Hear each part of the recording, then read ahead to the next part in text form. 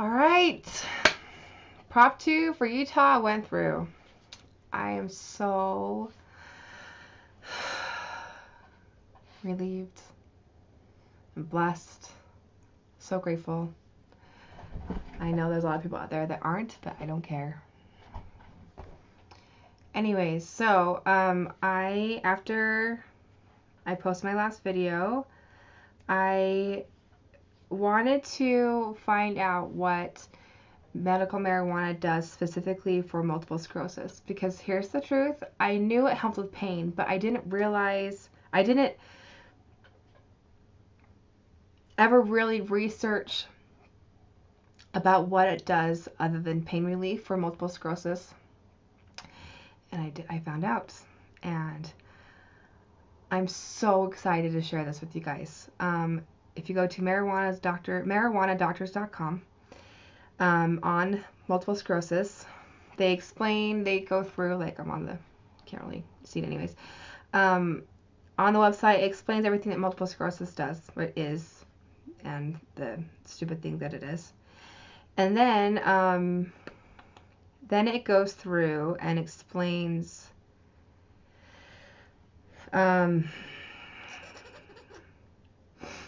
why marijuana is an effective treatment for MS.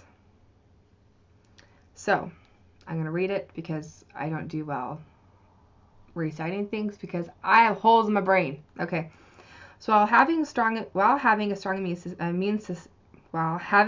immune system is important to staying healthy, and having overactive immune system can be just as harmful as having a compromised immune system.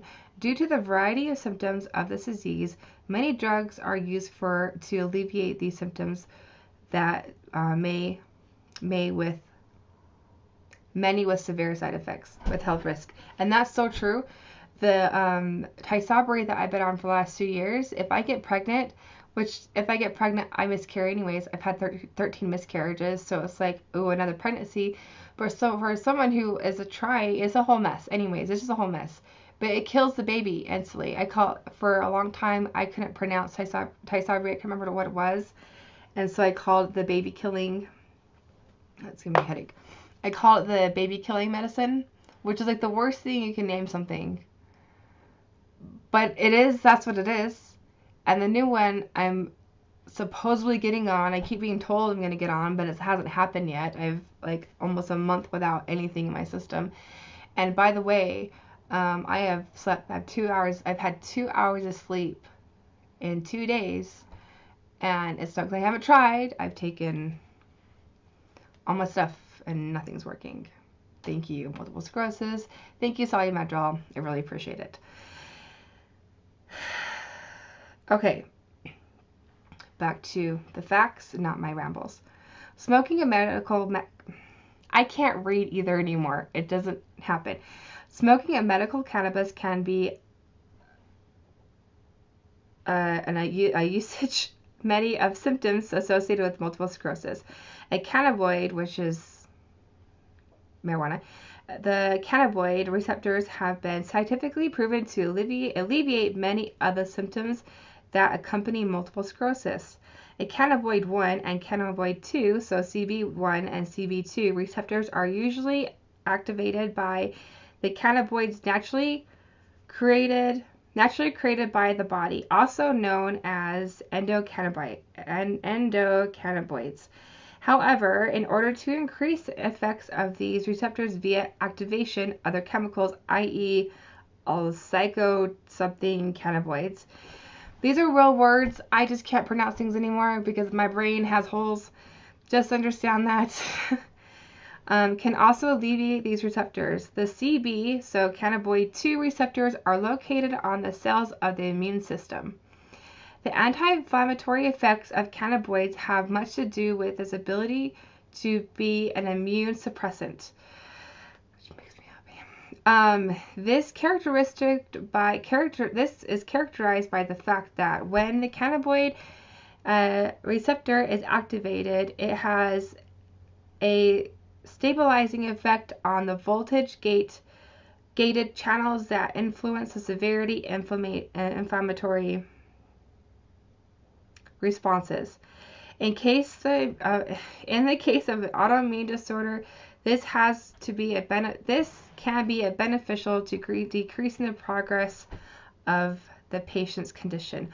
Multiple sclerosis progress can be differently dependent on the severity of the condition, but eventually the wiring of the neurons and the control essentially bodily functions can deteriorate.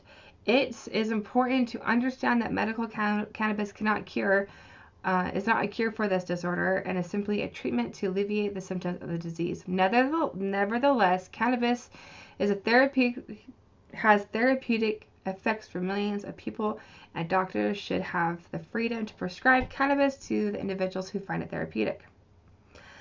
Okay, so here's a list. So to sum that up, if I can.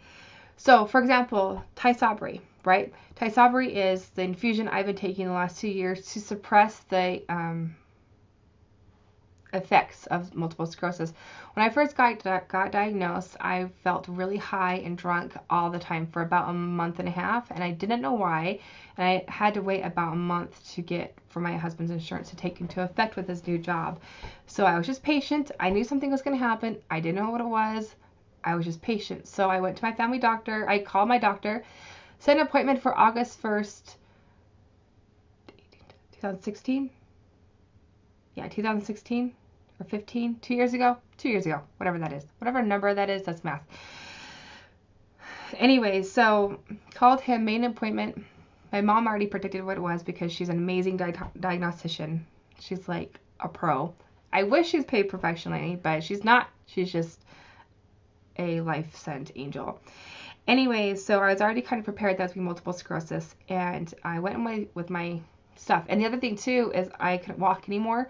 My left side was really, really weak. My leg, I couldn't move it very much. And here's the best part. I lived on the 3rd floor of my condo place. Like, we had no elevator either.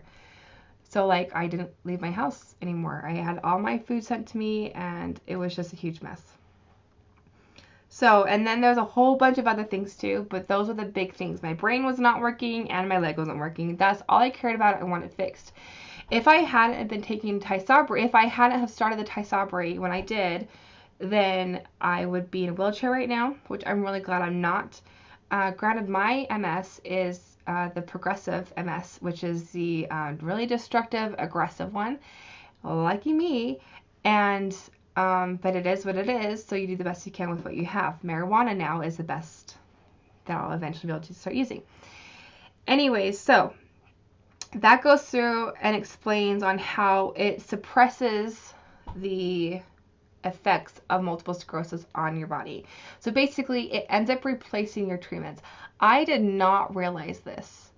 And the reason why is I didn't look into what cannabis could do for MS to the fullest extent because I didn't want to be depressed and let down and know there's something better out there. Okay. I did not realize I can eventually get off of my treatments that the hospital is giving me. That means no more side effects, no more issues, no more doctors, no more nurses, no nothing. I'm still going to go see my doctors. I'm just saying I don't have to take what they give me. I can give myself my own medicine and regulate it and monitor it and not have the horrible side effects. That way, if I ever get to the point where I actually can have a baby, which I'm not going to, but just happens, just a freak analogy. Say, I'm like, hey, I want a baby. I can get pregnant and maybe stay pregnant depending on the day, but it won't kill the child. It'll give me a chance to be a mom. Does that make sense? Like, I hope it makes sense. Okay.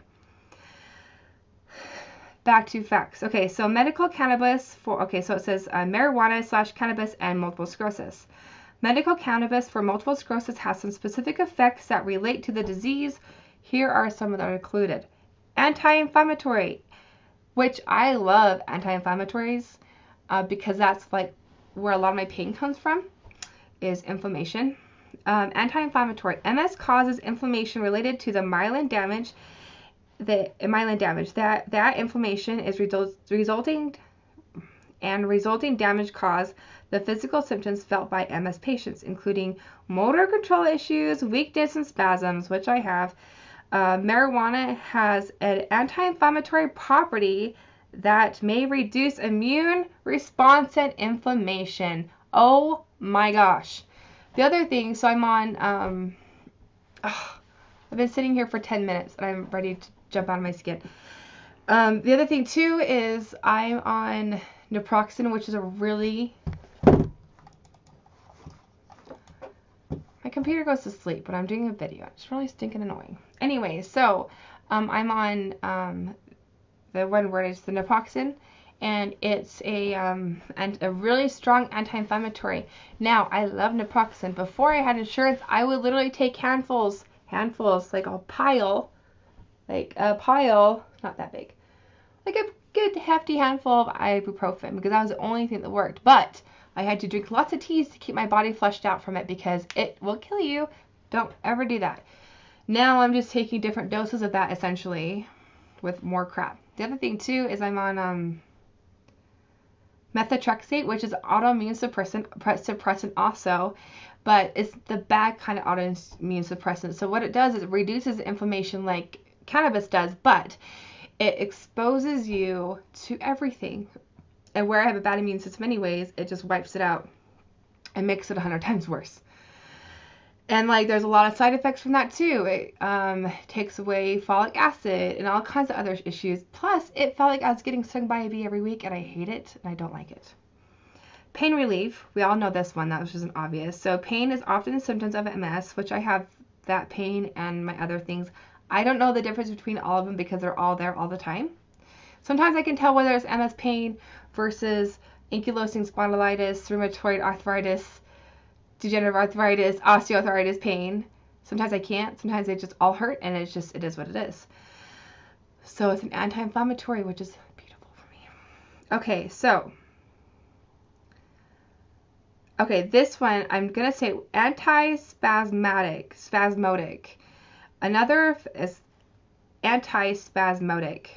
I'm going to say spasmodic, but whatever, spasmodic. Another effective cannabis beneficial to MS patients is the ability to reduce the frequency and severity of muscle spasms. Okay, one of my favorite things, is I get muscle spasms on a pretty frequent basis. I'll be sitting there minding my own business, and also my arms start to freak out, and my legs freak out, and I can't stop it. Cannot stop it. And it's awful. The only thing that can stop it is Solumedrol, which is the worst. Okay, abdominal issues. Cannabis may help with symptoms in the abdominal area, including pain, constipation, and incontinence.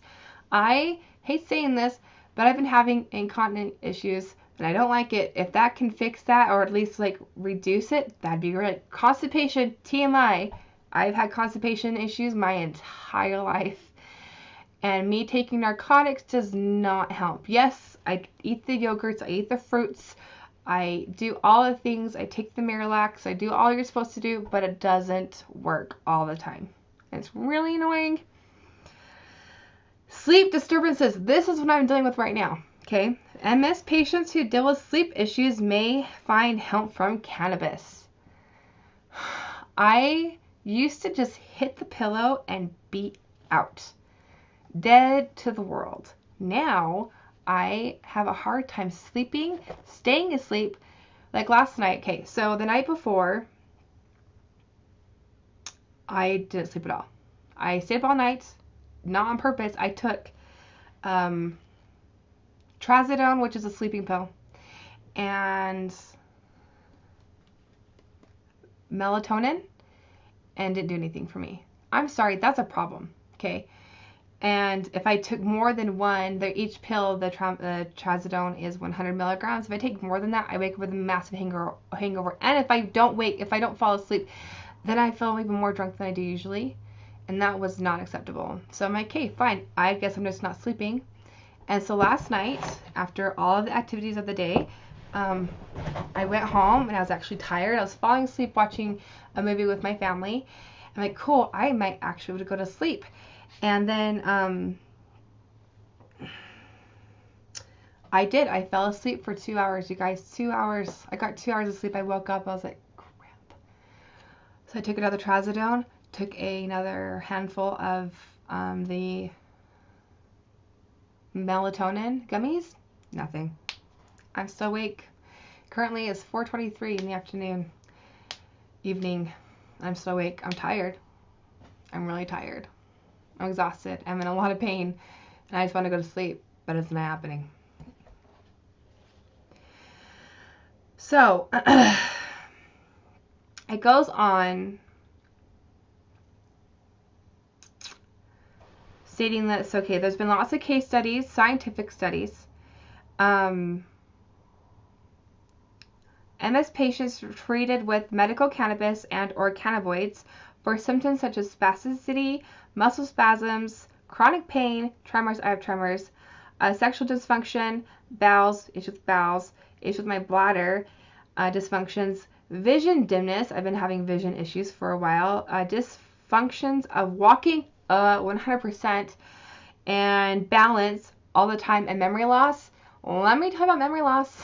Like, I remember one time I was talking to someone who's older, and I respect the elderly 100%, but like, I couldn't remember something, and I could tell it was like an MS black hole thing, okay? And I can, like, with my memory, I know myself really well. With my memory, I know whether it's just a human being thing, right? Or whether I have bad memory or not, whether I'm having issues with memory or not, or it's been sucked to my black hole, and it was a black hole moment. And like, oh, well, you don't understand. You're not old. I'm like, well, aren't you just freaking privileged? I didn't say that, but I wish that was my thing. You know, when you're 31 and you lose days and moments, and sorry, that's a black hole thing. Okay, so it goes on for a while explaining, talks about muscle stiffness, which I have. It also talks about they did a study for 12 weeks of the cannabinoid treatments, the marijuana treatments versus placebos.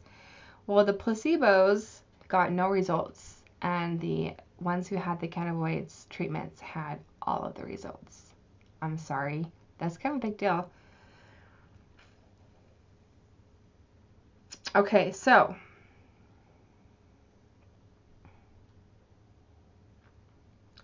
let me make sure.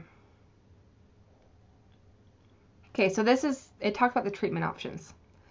Right now, so marijuana, cannabis for multiple sclerosis and colon's treatment options. Right now, nothing can cure MS.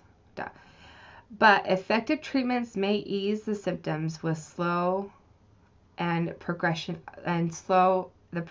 of the disease. Some patients find marijuana a suitable treatment option to get relief from the symptoms. Weed may help muscle stiffness, spasms, inflammation, and contributes to nerve damage, pain, abdominal issues, depression, stress. I didn't even say stress in there. I'm just stressed out. Depression and sleep issues. Minimizing those symptoms ease the discomfort and may help the patient handle everyday activities disrupted by the disease. Finding the best strand of marijuana to treat MS often takes some experimentation and guidance from a marijuana doctor. An expert in the field can use your personal medical history, including the type of MS you have, your usual symptoms, and progression of disease, to find a strain of cannabis that best fit your needs. Okay, so Stavix is ST. If you know marijuana, you probably know what it is. I don't know what it is. SATIVEX. Stavix has been shown to work well treating MS symptoms. It is not available in the U.S. Stavix is essentially a pharmaceutical grade cannabis extract. Oh, well, I guess I'll need that anyways. Use a 1:1 ratio of the activated THC and CBD. Since you cannot get Stavix in the U.S., you may consider some strains of weed in the similar profiles. The options with perhaps the closest resemblance of the drug of the 1:1.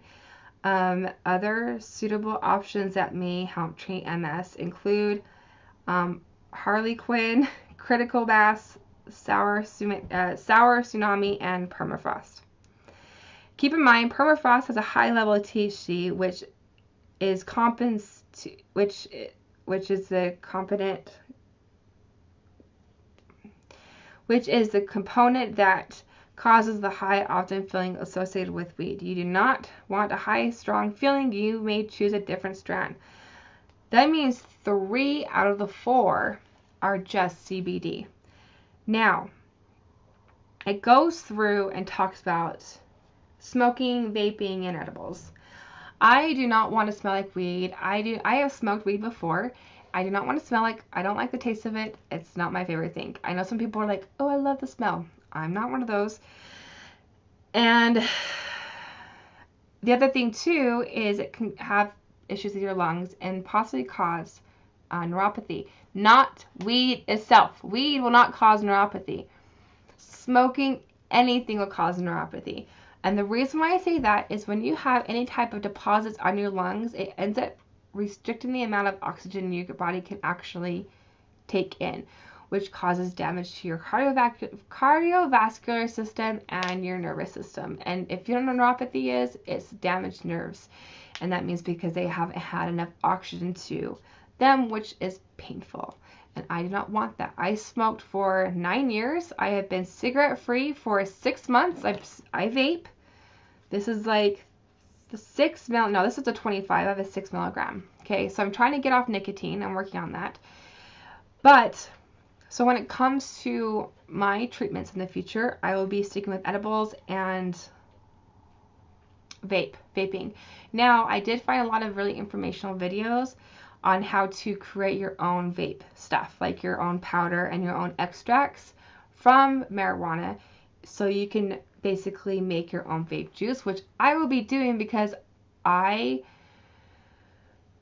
don't want to pay a lot of money for it. Facts. Anyways,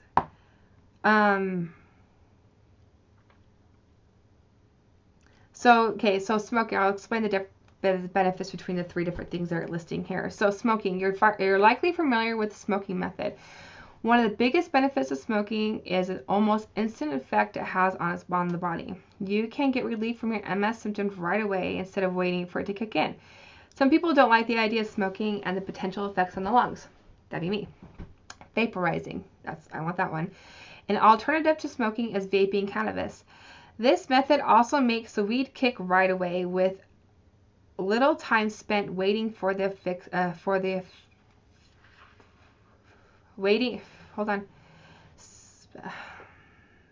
This method also makes the weed kick in right away with little time waiting to feel the effects. Vaping happens at a slower heat point than smoking. It also produces few byproducts and has less of an impact on the lungs. Edibles. Ingesting weed via edibles has come a long way since pot brownies. It's not just pot brownies. They have, like, over in Colorado, they have these, like, white chocolate bars. And they have these cookies. So good. But the only problem, though, is those were, like, a lot of THC, and I got really high from them, and I did not like it. They were yummy, but I did not like it. Nope. Ingesting weed via edibles has come a long way since pot brownies. You can find almost any form of edibles that contain marijuana if you find this method more appealing.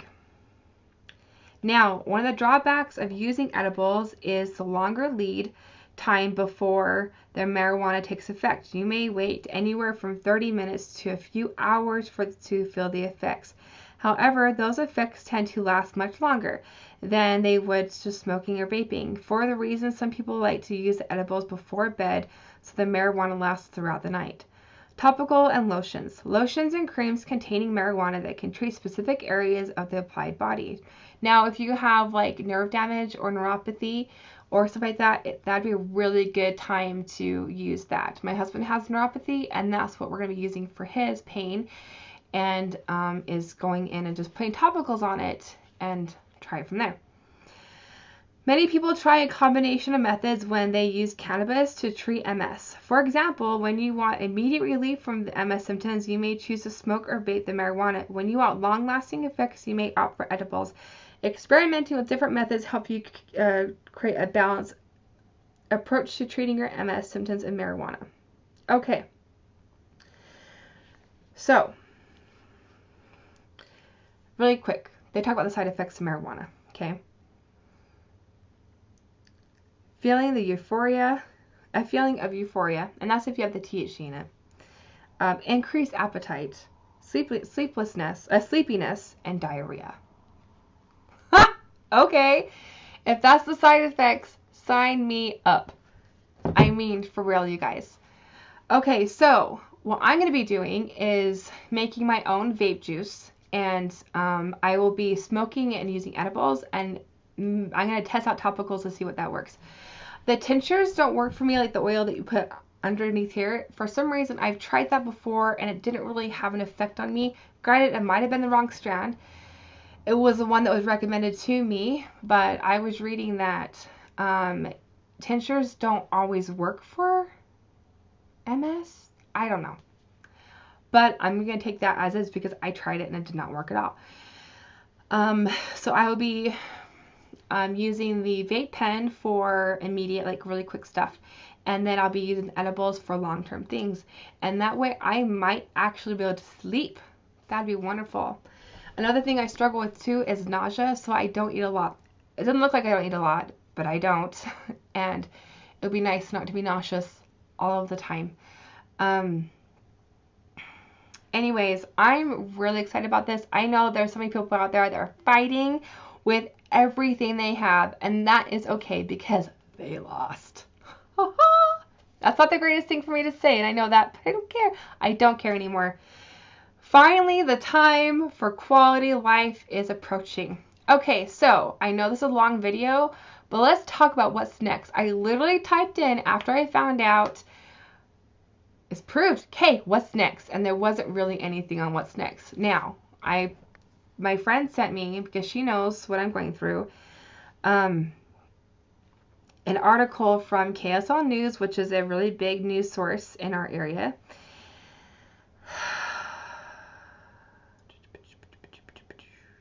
Find it. Nope, that's not it. Hold on. Anyway, so Utah is a unique state in several different ways, and a lot of them are good. Here we go. But our state is having the disposition. So word is the disposition. So that's not the word for it. I can't remember the word. Compromise. That was the word. Okay. So we have a compromise bill that's being put into place right now. Now, I don't remember, and I'm not going to sit here and read through this all. I really don't want to edit the video. By January 1st, so under Proposition 2, just the bare bones of Prop 2, right? By January 1st, 2019, Utah is required to open one facility that sells medical marijuana, but that facility has nothing to do with Prop 2. It is being opened to fulfill the older law, which allows them to sell marijuana to research institutes, terminally ill patients, and with less than 6 months to live. It's legit. The state also has until March 2020 to get the medical marijuana card ready. Until the rest of Utah's patients are not allowed to possess marijuana. I was like, oh my gosh, you've got to be kidding me. Once they're ready, those medical marijuana cards will be available. Hold on. Once they're ready, those medical marijuana, I'm going to post the links for all these things down here so you guys can go back through and read it, not listen to my crazy face. Okay, once they are ready, those medical marijuana cards will be available to approved patients with certain qualifying conditions, including HIV and AIDS, cancer, chronic pain, and that's going to be a very stickler gray area with the chronic pain, understand that, with multiple sclerosis, me, will be allowed to buy during a 14-day period either 2 ounces of unprocessed marijuana or marijuana product with no more than 10 grams of THC or cannabinoids. Okay, so the state has until January 2020 before they have to start offering medical marijuana licenses to facilities and dispensaries. Between January 1st, 2022, the state plans on opening 15 cannabis cultivating facilities. 15 for a big state, that's not very much. So it's like, okay, what about the people in between? Like, I live in a small town, and I really doubt they're going to put something down here. Like, I'll be within 100 miles. If Proposition 2, still unchanged by 2021, anyone with a medical marijuana card living more than 100 miles from a dispensary will be legally allowed to grow up to 6 plants. I guess 6. My brother does it like this. There we go. Yeah, 6 plants for personal use only in their own home. Oh my gosh, you guys. That'd be so amazing. That means I will know where everything is coming from ground up, literally. And that's my biggest concern, is I don't want to transfer from like not knowing to not knowing, because I know the dispensaries are amazing and they're knowledgeable and they're wonderful and they're phenomenal. But at the same time, you just never know. You just never know. I don't know, like, even with my e-cig juice, I get nervous with my e-cig juice. Like, what am I really, like, smoking? What am I really putting in my body? I have no idea. All I know is it works, you know, but I would still like to know what's happening. Now, what is the compromise bill? Okay, so the compromise bill, the compromise bill is kind of stupid. I know a lot of people think it's not, but that's fine. Everyone has their own opinions. Okay, compromise bill. I'll just read it. Those are the dates under the Proposition 2, but a lot of that could change before it takes effect. On October 4th, 2018, supporters and opponents of Proposition 2 got together to draft a compromise bill that will introduce legalized medical marijuana to Utah, but under different terms. And they've been tweaking and reworking that bill ever since, even making changes to it on the day before the election. Odds are that bill is going to replace Prop 2. Governor Gary Herbert has promised that if Proposition 2 passes, he will hold a special session on December 3rd to try and pass that compromise bill. And that's why I'm going to wait to do anything until after December 3rd, because I don't want to like screw things up for myself. Under Proposition 2, if it passes, the timeline for legalized medical marijuana in Utah won't change, but it could see some more tweaks to the law. Under Proposition 2, patients would be allowed to consuming marijuana as edibles, but those will be banned under the compromise bill, which is crap. The new bill, likewise, will only allow patients to get unprocessed marijuana if it's broken up into 1-gram blister packets, while homegrown marijuana plants will be banned altogether. I'm sorry, that's bullshit. That is bullshit.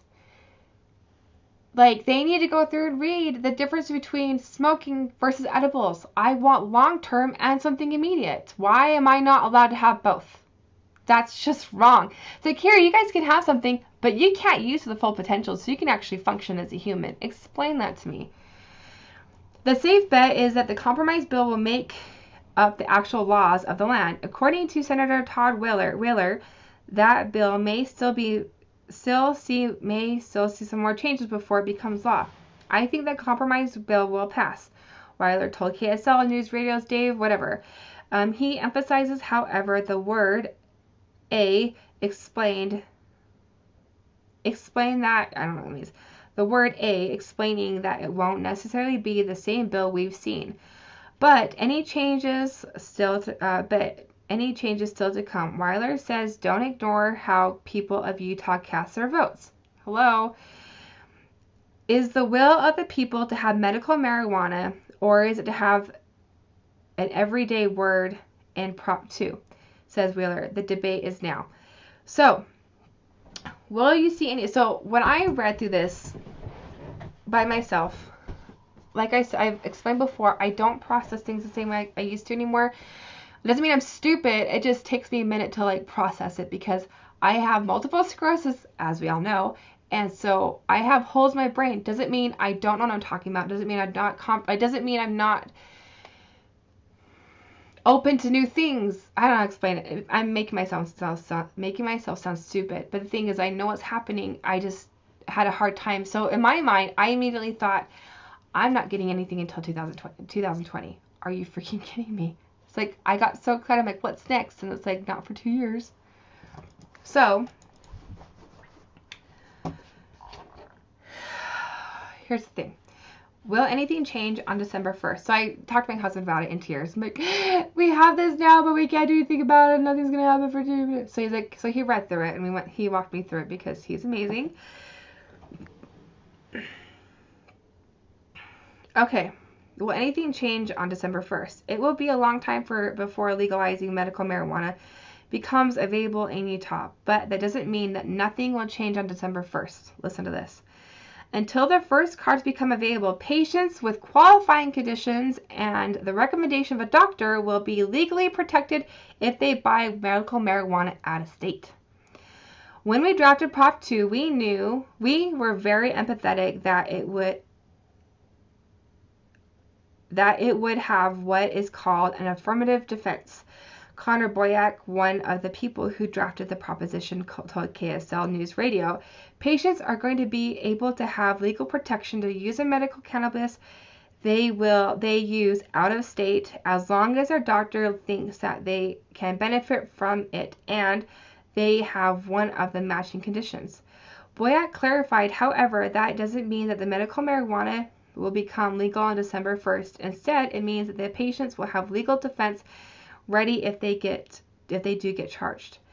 You can still get arrested, he explained. The affirmative defense is a protection in court. And so if you are in fact prosecuted, a patient can say, look, here's my doctor's note. I have qualifying condition. Now you gotta let me off the hook. That was like verbatim. Boyack hopes that now the proposition has passed, most police officers won't waste their time arresting medical patients taking marijuana. Until the first dispensary and cards rule out, though, Utah will not have legalized medical marijuana. Okay, so there's still gray areas, but that's okay. They're better than nothing. And I'm going to take advantage of that. I'm going to do that. I'm going to get some relief. That's not a chemical heroin. Now, here's the thing that aggravates me. What aggravates me is the fact that people who didn't vote for this are still trying to control something. To me, that's wrong. I don't know why vaping would not be allowed and edibles would not be allowed. That's ridiculous. Like, they're wanting to give us basically the crap of the crap. Here, you can have just a marijuana and that's it. We're not going to let you have the products that can actually help with everything. And like I don't know, it's just all stupid. It's just stupid. But whatever, it doesn't matter. It's like the day after. Actually, it's Thursday. So like 2 days after. Okay, but still. I guess no, the day after. So it was approved yesterday. It was announced yesterday. So yeah, the day after the announcement. Okay, and I know there's been so many changes. I'm hoping they will reconsider the edibles and the vaping, and I'm hoping they'll reconsider the amount we can take home, and I pray to God they reconsider people being able to grow at home that is 100 miles away from further away from a dispensary. Just because here's the thing though, is like what do I do? Run up to Utah County every 2 weeks? That's not possible. That's so stupid. I can't do that. And plus the amount they're allowing is not going to be enough. Especially if you're just smoking it and you can't actually ingest it. I mean, maybe I'll just make my own edibles. Maybe I'll just do that. Maybe I'll just get the marijuana I get and make my own vapes and my own edibles. You know, I'll just do that. Yeah, screw it. I'll just do that. Anyways, thanks for listening. Thanks for listening to my ranting. Am I rambling for over 40 minutes now? If you're still here with me, let me know what you guys think below. If you're against this, tell me why. Don't be an ass about it. Okay, there's no reason for it. If you're for it, tell me why. If you think you can benefit from it, tell me how you can benefit from it. If you know more information than me, please share. I would love to hear from you guys. Anyways, I'm going to go stretch or do something to get out of pain. I've been sitting here way too long. My back is officially locked up and I am about ready to cry. Anyways, have a great day, you guys. Bye. Maybe. Hold on.